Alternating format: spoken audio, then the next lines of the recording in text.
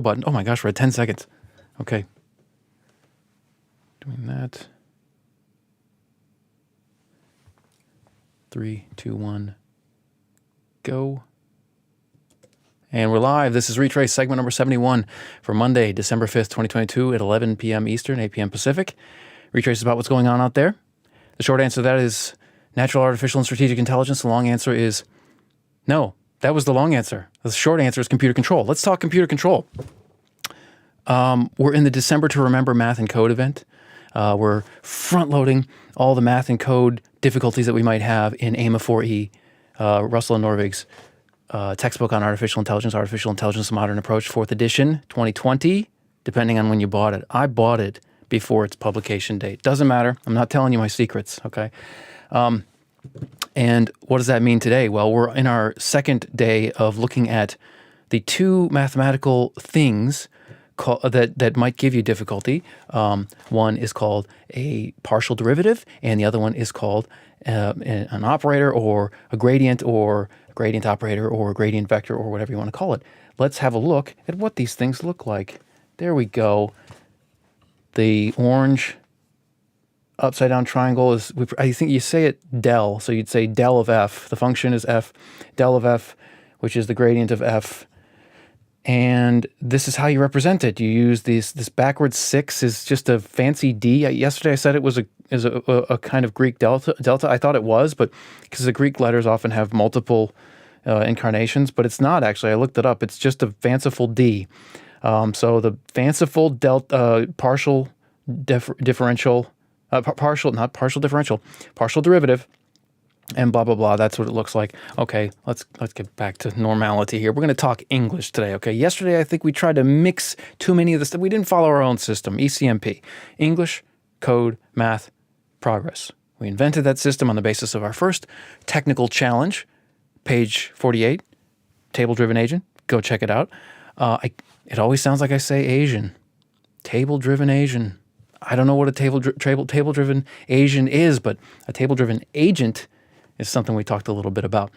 Our system that we developed on that first pass was to first talk about things in English, our natural domain of, or our natural space of exploration, then get out of English into code. Let's make some machines that do some things, and then get out of the code, get into the math, find out the limits of the machines, and then finally get out of all that stuff and into the real world and make some progress. Take what you've built, take what you've learned, and go make the world a better place, and then start over. We didn't follow that system yesterday, so we're following it today. We're going to talk English about the airport problem, where do you put airports in Romania?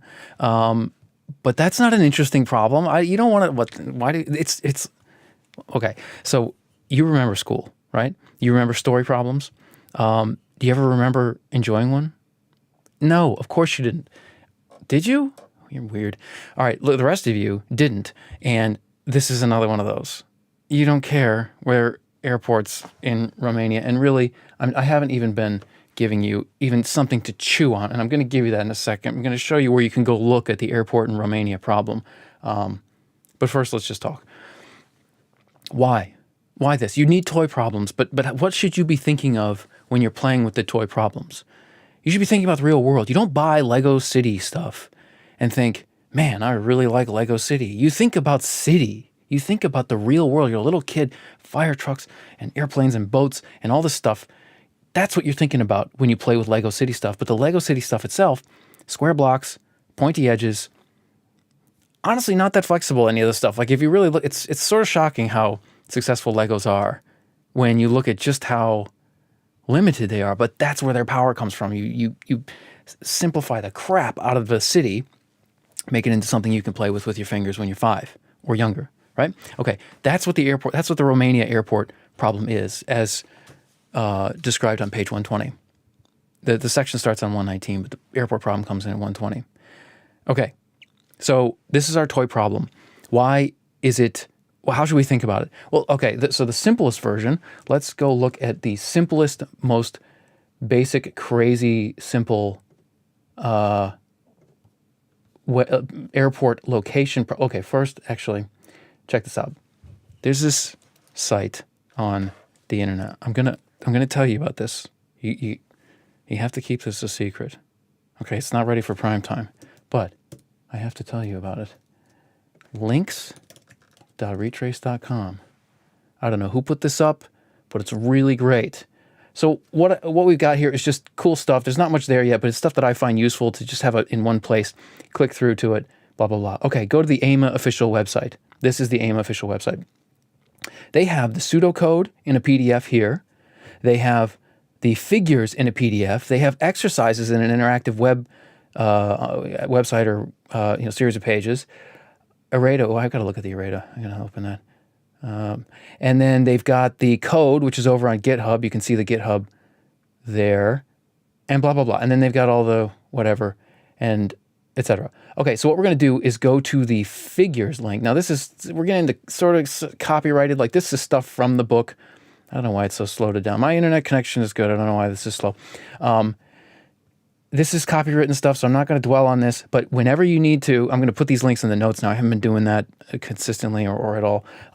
And what are we looking for? We're looking for figure. Oh, geez. It's on page 64 is where they map out Romania, and that is figure 3.1. So let's just find 3.1, and there we go. So when you're thinking about the map of Romania, think about this map of city. Now, this is earlier in the book when they're dealing with search algorithms that are not not the one we're working on now, not in continuous spaces. But this is their map of the cities in Romania, and that's how you get to it. Okay, so that's all I wanted to show you, and now, and the links.retrace.com, very useful. Go there. There's no hidden anything. I'm not getting anything from anybody linking to anything. I just copy the link from my browser when I find it useful, and I put it at links.retrace.com.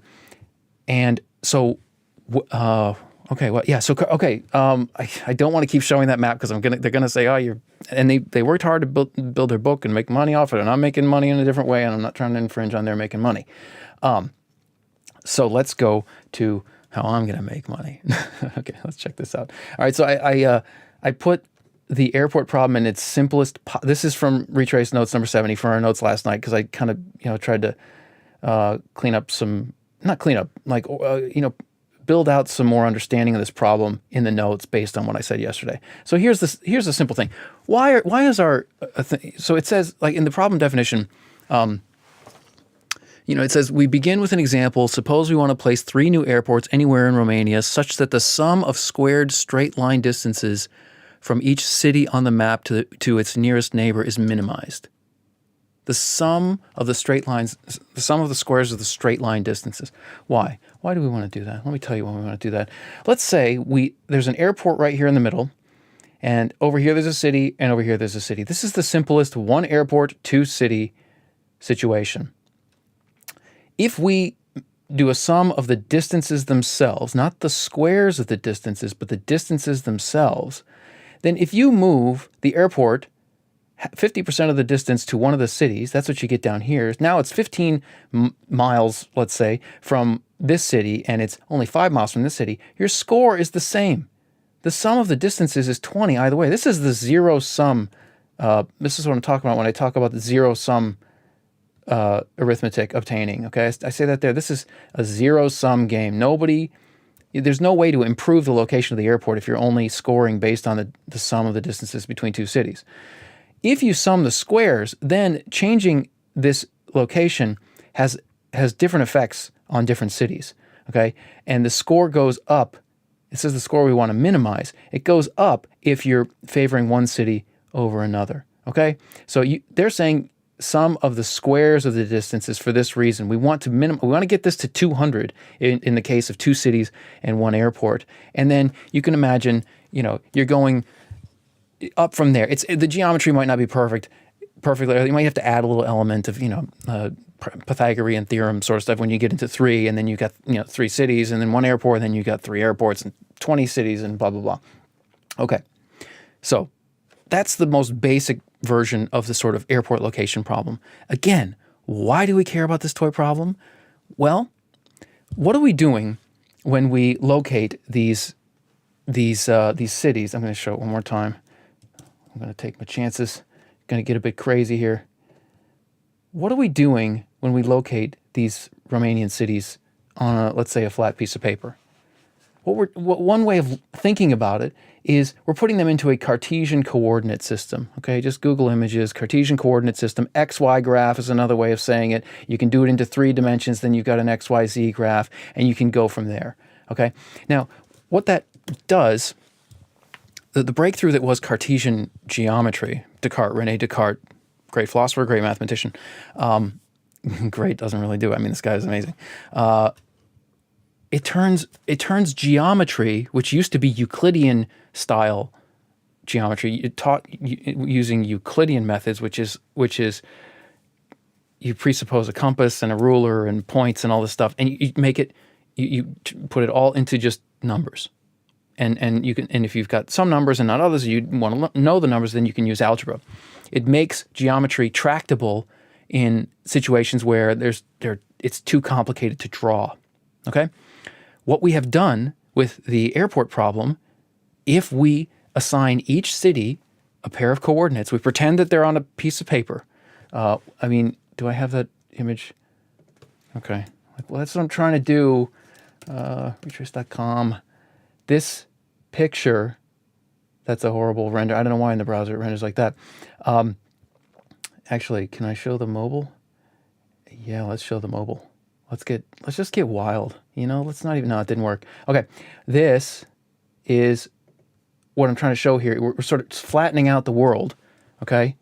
And pretending it's a piece of paper where we can draw XY coordinates, okay? An XY grid, and then pretend the city is an infinitesimal point, and the way you assign it coordinates, you say, how far is it on the x-axis? That's the first number. And how high is it on the y-axis? That's the second number. Okay, it's an ordered pair in the case of R2 a real surface. Okay, what does that mean? Who cares? Again, it's because we've taken a real problem, given the situation, given the location of these cities, and given our desire to place 3 more points on that map, which we will call airports, we've turned it into a pile of numbers. Does that sound familiar to you? It should sound familiar to you. It should sound very familiar to you. Did someone talk previously about a pile of numbers somewhere on the internet? Of course we did. Re71, plan of attack. Go back, check it out.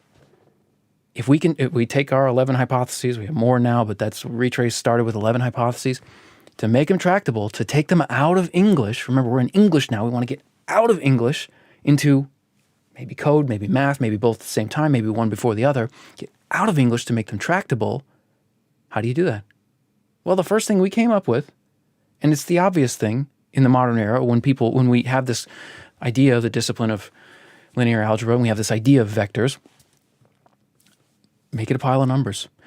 Your pile of numbers does not have to, it doesn't have to be something that you can think of as a sheet, a location on a sheet of paper or on a flat surface like the flat surface of the Earth. It's effectively flat in small domains or small regions. You can keep going up with this. Okay, so maybe in the future we'll be able to locate one of the airports 2 miles in the air above Romania. Then you can't just give an X value and a Y value to find the location of a possible airport. Then you need a Z value. And then you're in real space, R3. An ordered list of 3 numbers in real space. That's the mathematical depth. I'm brushing up on my linear algebra, so all this stuff is firmly in my mind. Those 3 numbers define what a real space is, or what R3 is, the real number. So, okay. What we're doing here is we're taking our toy problem, our Lego problem, converting it into a pile of numbers, making it tractable. And if we can make this toy problem tractable, it means that there are a lot of other problems that if we can get them to look like a pile of numbers, we can make those tractable too. And by a lot, I mean maybe all the problems. It depends on who you talk to in the AI community, but some of these people are almost, I can't say this, I don't know, but it seems to me like they're almost religious about linear algebra. All right, forget it. And vector calculus, which is kind of a combination of linear algebra calculus, which is the math you need to deal in continuous spaces. Okay, so we talked about the simplest airport problem. You know, 2 cities, 1 airport. We got to measure something other than their absolute distance, otherwise it's a zero-sum game. Now we got a bunch of cities, we got 3 airports, more complicated, actually way more complicated. Okay, yesterday we talked about the landscape. The hillock is 1 hill. I Googled it. So I can't call this whole thing hillocks. This maybe is a hillock. We want to get up to this mountaintop. And maybe this one's desirable as well. Maybe this one's higher. We don't know. The challenge there is, and remember, it's like we're blind. You know, in this sort of toy problem, or in the mathematicization of this problem, we can't just look. You're cheating. You know, our artificial intelligence agents are not going to be able to use photons or light waves, or however you want to think about quantum phenomena, to say over there. But they can actually. There's this thing called attention. All right, I can't talk about that. Never mind. Okay, transformer architecture, attention. Google it. I'm not going to talk about it. Okay, so we've got the problem into a pile of numbers. We're talking about this landscape, and this equation here describes part of like a really crucial part of how you would make progress on this landscape. So this represents the gradient. So the del of f, the gradient of the function f, and remember our function is the score we're trying to increase or decrease. In our case, we're trying to minimize that score. So when we talk about the objective function in this particular problem, you should think of this score. Okay, we want the score to be as low as possible, because the higher it is, the worse it is for somebody, okay, based on the way we're calculating our score, calculating our objective function. In this case, up here would be a good score, okay, but this is the best score. Well, what this gradient does is it tells us whenever we're on this hill, which way to go to get higher the fastest way possible. Like if you're here, you can go this way, you can get higher slowly, or you go the other way. But if you go this way, you're going as fast as possible, and that's what the gradient tells you. If you give the gradient equation what? Okay. Now, something I should have pointed out yesterday, and is crucial to sort of putting the airport problem into this equation, is that these 3 sets of coordinates are the locations of the proposed locations of the airports. And you can't take them separately. You have to put them all together, because we can't measure our goodness, we can't measure our score without knowing how all the cities are affected, and that means knowing where all the airports are at once. So this gradient doesn't tell us, anything. It's not a three-dimensional gradient. It doesn't have x, y, and z. Okay, it has x1, y1, x2, y2, x3, y3. It's a 6-dimensional space that we're working in. Why 6 dimensions? Because each city, each airport, and each city has 2 numbers that measure where it's at. Okay, and if we have to place 3 airports, each with 2 numbers that measure where it's at, we have to count all 6 of those numbers in our solution. You can't ignore the y value of one of the airports, okay? Because that means it could be anywhere along the y-axis as long as it's at this one place in the x-axis. This is 6-dimensional vector calculus, and so that's the first thing to remember, is that these things are, these correspond, so let's say the red ones are the first airport, the blue ones are the second airport, and the maroon ones are the third airport, okay? Remember, the function is the scorecard. We want to minimize, we want to get the lowest score as computed using the square of the distances between, let's say, this airport and all the cities that are closest to it, and then this airport and all the cities that are closest to it, and then this airport and all the cities that are closest to it, okay? Now, you can't easily picture that being a hill a hill in a valley like that, or a hill in a field like that, because you can't picture anything beyond 3 dimensions. Like you can picture space, you can picture just a surface, which is 2 dimensions. You can picture a line, which is 1 dimension. How do you picture 4 dimensions? Go search 4D cube. People would try to draw this, a 4-dimensional cube. You can't make right angle. To have a new dimension, you have to have orthogonality or perpendicularity to all the other dimensions. There's no way to picture that, but you can do the math on other dimensions as long as you don't insist on having to draw it or picture it in your mind. Or if you do picture it in your mind, go back to, I don't know when I said this, Retraice, whatever. You should think about the dimensionality. If you're thinking about something in a 4-dimensional space, put the point in the 3-dimensional space and then start changing its color. Or changing, if you need a 5th dimension, change how its temperature. Or if you need a 6th dimension, change its fuzziness or whatever. You can think about other properties that aren't spatial, that are the higher dimensions of an object in a high dimensional space.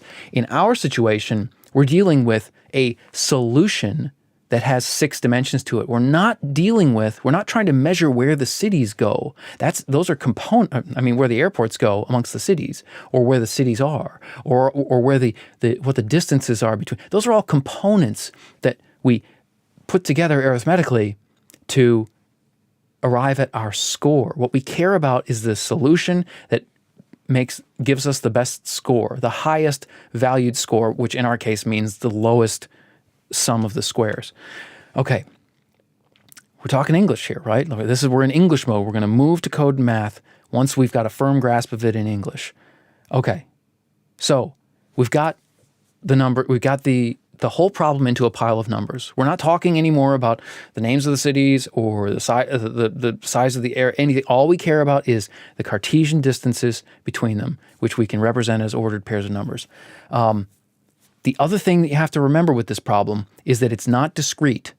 The way they've formulated it, the airports can be anywhere. They can be here, or they can be 1 micrometer to your left and my right, or up or down, or anywhere. And if that's too far, 0.5 micrometer. And if that's too far, 1/4 micrometer. And you can keep going in theory forever until you get to the quantum level where you're dealing with quanta and the Planck length. And then if you want to move your airport 1 Planck length along the x-axis, what's wrong with you? Why are you even thinking that way? This is a continuous space. What does that mean? Well, if we're not dealing with like a grid where it can go here on the grid or here on the grid, but it can't go between these 2 minimum distances, then we can use calculus, because calculus can give us an answer along a smooth curve. That is what this green D, fancy D for partial derivative, the partial derivative of f with respect to x1. We talked about that yesterday. This is the way that you think about this is slicing the hill along the axes. You can only picture it up to 3 axes, but slicing it along the axes so that you can just look at the line created by your slice and then find the tangential slope at any function that tells you the slope at any point in the function, in the original function. That's the derivative.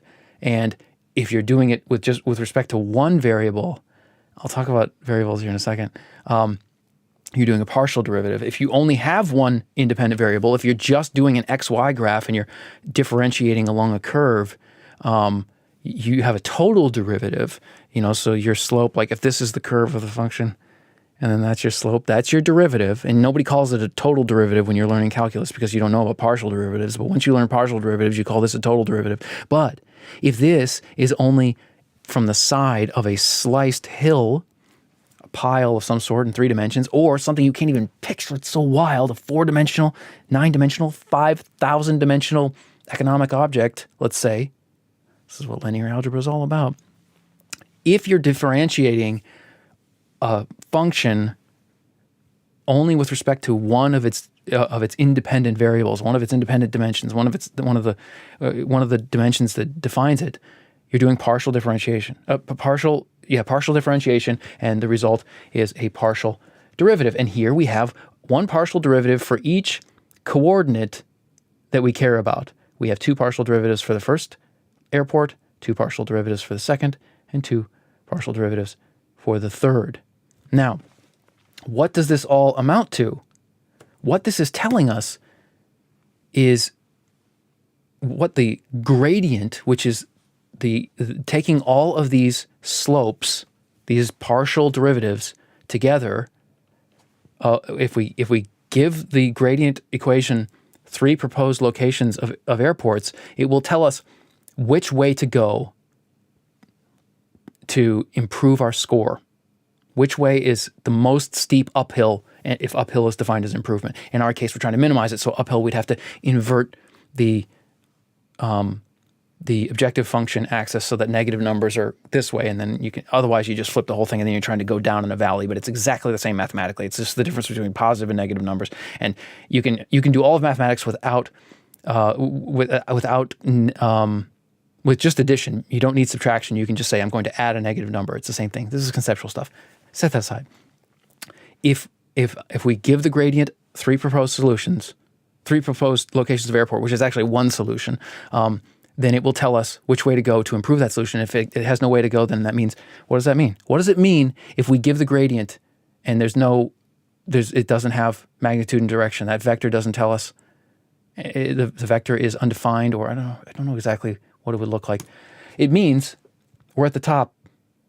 We're at the top of the hill, right? Success. We did it. Wrong. We didn't do it. I told you. We want to get here, not here. What does that mean? The problem with this equation is that it's only good for it's only good for improving local solutions. It's only good if you start here and go up the hill. It can tell you how to get up that hill. It can't tell you how to go down and explore some more, see if there's a better one out here. Oh, find that one, find that one. It can't do that. There's all of page 121 in AIMA4e is devoted to how you deal with that. And in fact, earlier you're going to hear terms like simulated annealing, which is dealt with earlier in the book. It's like you shake the solution a little bit, like in metallurgy, I think it originally came from. But you shake things, and then it's a way of not getting stuck on local maxima or local minima. This thing, the top of this hill is a local maximum. Yesterday I said maxima. Maxima is a plural, and nobody says it anymore, but I do. A local maximum, okay? And all of these little hilltops are local maxima. But this is the global maximum. And this actually might be the global maximum. We wouldn't know without doing simulated annealing or some other really advanced algorithm. And Russell and Norvig say that there's all kinds of literature. There's piles and piles of literature on how to deal with that local maximum problem. But the gradient itself is still really useful. Really, I mean, it's otherwise in hill climbing, which is the way that they the general class of algorithms that they provide before using gradient, and the hill climbing is more oriented around discrete environments. But it's just based on, in its simplest form, given whatever location, given your location in a solution space, look at all your neighbors and go to the next best one. Go to the next. Or consider any neighbor, and if it's better than yours, go to it. Now you can improve it by looking at all your neighbors, and then I think it's still discrete, but it's more like gradient descent or gradient ascent in the case of going uphill. But that doesn't work in continuous spaces, and we can put our airports anywhere. So we can slide them in. They're not like only here and only here. Okay. All right. So the gradient vector, given a hypothesis, let's say three locations for an airport, we can think of that as a hypothesis. Remember, retrace H1 through 11, this is the same language. If we give the gradient equation a 3 airport hypothesis, I've said this already, but I want to say it one more time because I wrote it down. It will tell us how to improve that hypothesis and in the best way. In the fastest way. They'll tell the best direction we can go, not just improve it by going uphill a little bit. No, go as steeply uphill as you can. You will get to the local maximum as soon as possible. I think that's enough. That's English. That's the English form of what we're dealing with math.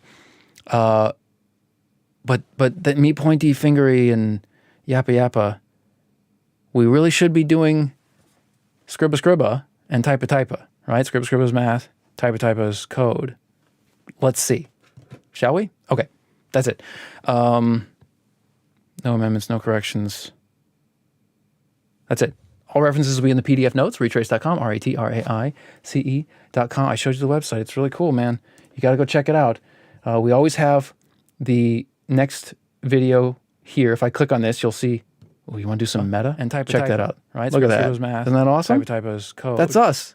That's you and me. Okay. This is the N-1 video. I mean, this is live from after, as soon as we finish this one, then as soon as we finish this one, it moves over here, and then the next live stream gets posted here. These are the podcasts down here. And you can go to Margin and find out behind the scenes, like what's the business all about. You can find out what the Eagle is doing there. You can go to notes.retraice.com where we publish all of our notes, and you can hit back and it doesn't work. And then you can go to our GitHub and see all our code. I got to clean that up a little bit. I got the environments in there and they shouldn't be because it's clunky. And then the blog, sometimes I post things on the blog, and then the links.retraice.com. And then you can, if you don't hear it every day from us, what Retraice is about, what we're about, man. Okay, so that's it. This has been segment number 71 for December 5th. Same time tomorrow, 11 p.m. Eastern, 8 p.m. Pacific. Signing off.